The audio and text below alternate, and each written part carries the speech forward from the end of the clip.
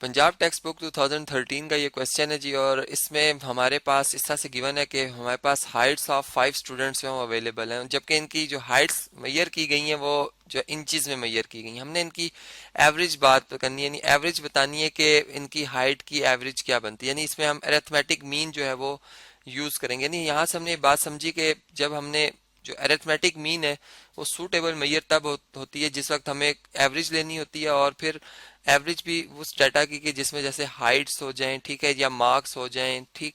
तो इसी तरह से हमारे पास अब ये डाटा इसी तरह से अवेलेबल है।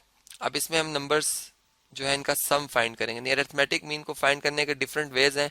मैं डायरेक्ट मेथड अप्लाई कर रहा हूँ कि अरिथमेटिक मीन को हम एक्स बार से रिप्रेजेंट करते हैं जी, ए डॉट एम, ठीक है, जिसे हम सिंपल मीन भी कहते हैं, जैसे यहाँ पे भी लिखा हुआ है। और इन तमाम ऑब्जर्वेशंस का सम किया जाएगा। ये जो सिंबल मैंने यहाँ पर यूज किया है जिसे एस हम लिखते हैं, बिल्कुल अगर आप इसको देखें तो यहाँ पर इससे मिलता जुलता ये, इसे हम कहेंगे जी समेशन, ठीक है, समेशन। तो ये सम से है, ठीक है, इसका मतलब सम है। और तमाम ऑब्जर्वेशंस का सम जितनी भी शामिल है, और फिर जो डिवाइड करेंगे हम इसको इनकी कुल तादाद से।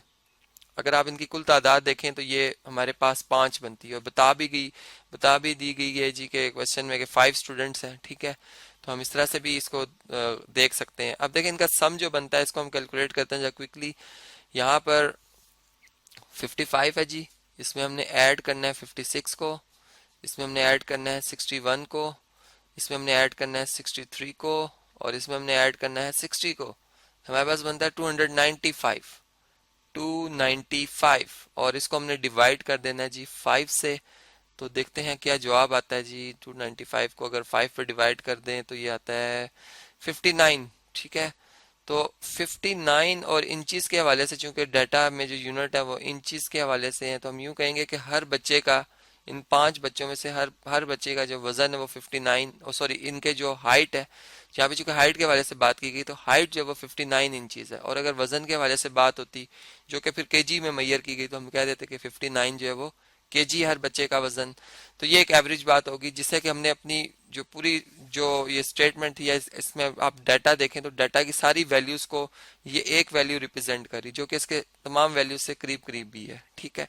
तो अब हम चलते हैं नेक्स्ट क्वेश्चन की तरफ, यानी एवरेज ही के हवाले से।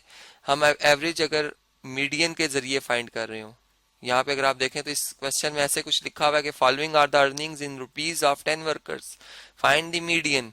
अब देखें इसमें जो वर्कर्स की अर्निंग के हवाले से है, इनकी वेजेस के हवाले से है, ठीक है।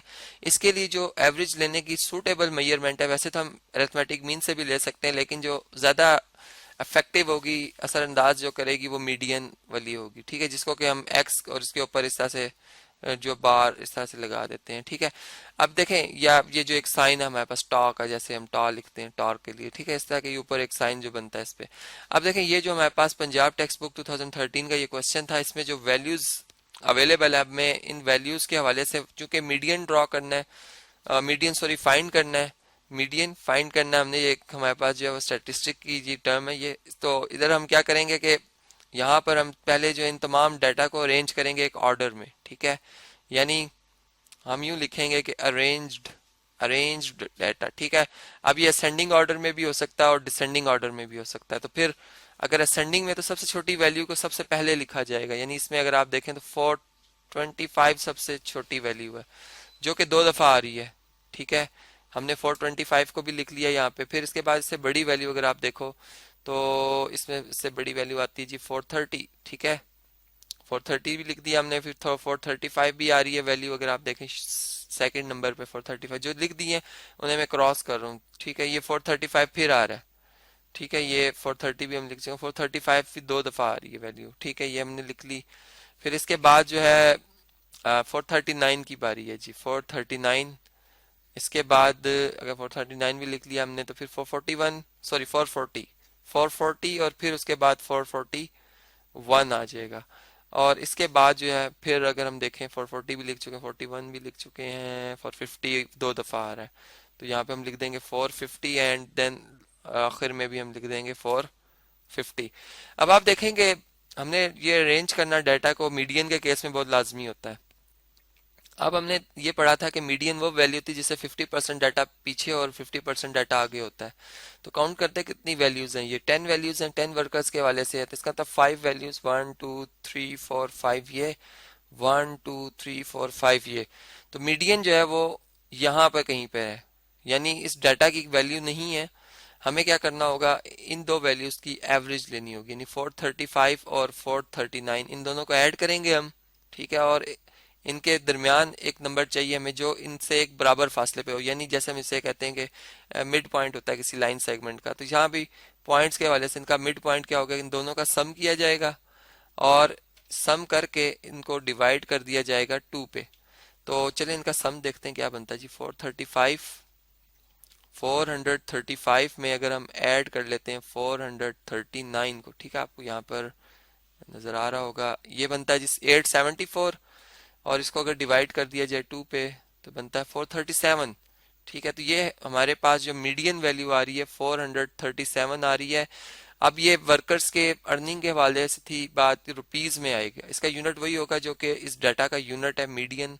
हम यूँ कहेंगे कि हर वर्कर जो है वो यहाँ पर कितने रुपए कमा रहा है, यानी उसकी जो अर्निंग है वो 437 रुपीज, एक एवरेज बात करेंगे, जबकि यहाँ पे वैसे हमें डिफरेंट नजर आ रही थी लेकिन हमने फिर एक एवरेज बात कर ली।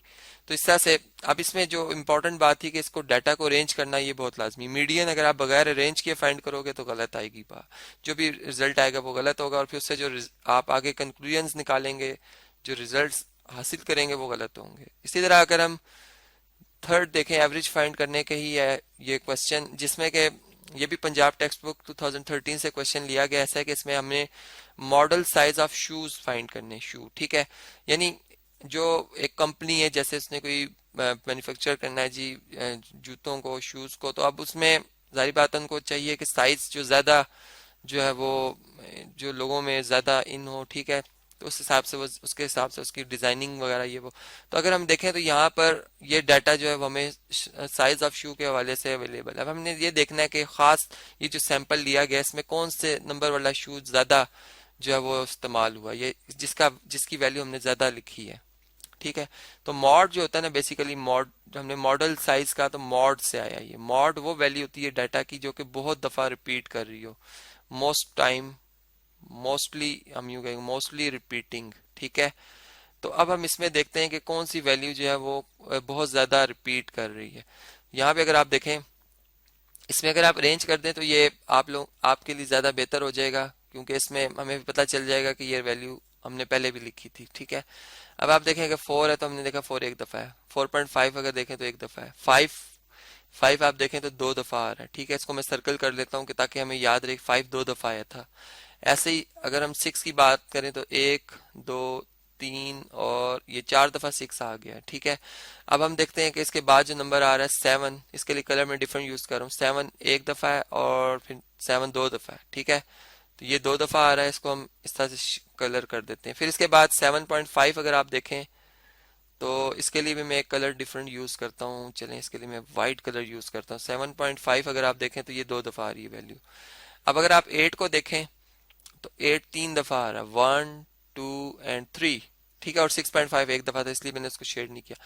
तो यहाँ पर भी हम यूं कहेंगे कि जो सबसे ज्यादा रिपीट हुई वैल्यू वो 6 4 दफा रिपीट हो रही है। तो हम कहेंगे कि जो इस डाटा के हवाले से जो मॉडल साइज ऑफ शू बन रहा है, यानी जो सबसे ज्यादा सेल हुई जिस शू की, उस शू साइज जो था वो 6 नंबर वाला शू था। ठीक है, तो इस तरह से हमने ये बात समझी कि हमारे पास जो है जो एवरेज बात करने का जो एक यानी कौन से वो ज्यादा अप्रोप्रिएट हम कह सकते हैं मुनासिब जो हमारे पास उस वक्त मेजरमेंट हो सकती है जो कि उस डाटा के लिए ज्यादा सूटेबल हो।